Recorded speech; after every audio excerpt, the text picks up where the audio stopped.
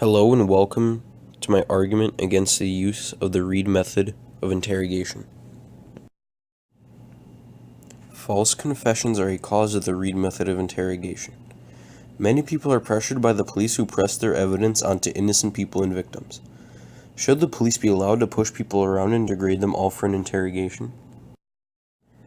The Reid method of interrogation is a common practice that is used by many police departments to interrogate suspects. The victims in the case are forced into false confessions by the police and end up going to jail for a crime that they did not commit. John E. Reid was the original inventor of the practice, and it has been a go-to method for interrogations. Many people say that the Reid method of interrogation is the most logical because it creates a faster case for the police. The opposing side also states that it takes less resources for a police department and takes less time for the investigators.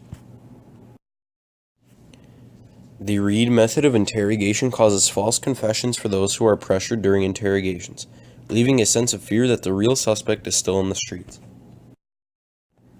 A major issue for the Reid method of interrogation is that it leads to false confessions in interrogations. Based on the document Eli Hager has provided for the Marshall Project, which says, it is tossing out the Reid technique because of the risk of false confessions. Hager speaks of how many governmental agencies are now switching away from the Reid method of interrogation. Many agencies are switching away from the technique because they are afraid of receiving false confessions from the person that they have detained. Experts in false confessions prove that the Reid technique is wrongful because of the mental pressure that the police place on the detainee. Matt McCall from the Chicago Tribune speaks of experts in false confessions and show that people give false confessions just to escape the pressure from the investigators, explained in the quote. Many say the Reid technique uses lengthy, exhausting interrogations in which investigators presume guilt and bring suspects to a breaking point where they will confess just to leave the room. However, John E. Reid and Associates advise law enforcement to reassess and likely end interrogation if a subject still adamantly maintains his or her innocence after 3 or 4 hours.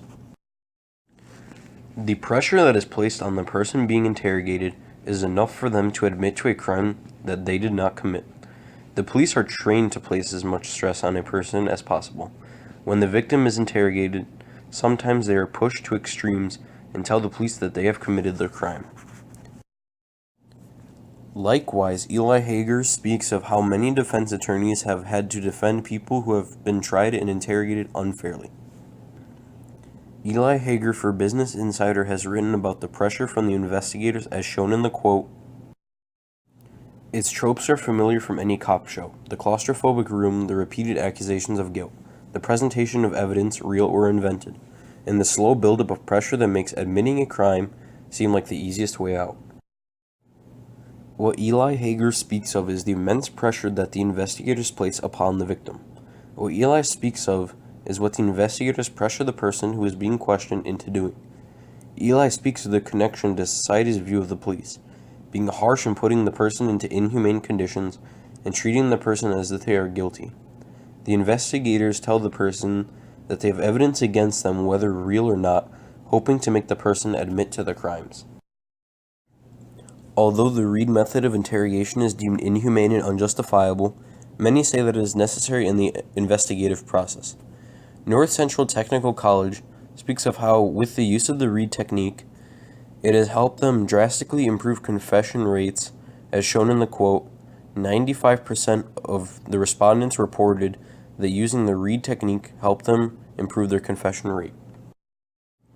Moreover, Radley Balko speaks of how innocent people believe that later the facts will set them free, but in reality, their confessions only strengthen the case against them. As shown in the quote, it isn't that people are rushing to confess to crimes they didn't commit. It's that police interrogation methods are designed to wear suspects down. I've had defense attorneys tell me that innocent people are more likely than guilty people to falsely confess after extended interrogations because innocent people naively assume that the facts will eventually set them free. In the quote, Balko speaks of how the subjects who are interrogated would rather confess to a crime that they did not commit rather than endure the long and painful process of the police interrogations. The Reid technique is made to wear out the subject and can lead to false confessions. The false confession could leave a true suspect at large in society. It is necessary that the Reid technique of interrogation be shut down and not practiced by any law enforcement agency. The method leads to a false sense that the real criminal is locked up, when in reality it is an innocent person who does not want to deal with the stress and anxiety of the interrogation. The American people are the only ones who can persuade lawmakers and government officials to ban the use of the Reid technique. The technique causes harm to the detainee mentally and can lead to a false conviction, which could take the court system, officers, and detectives longer after the trial rather than getting everyone's side of the story.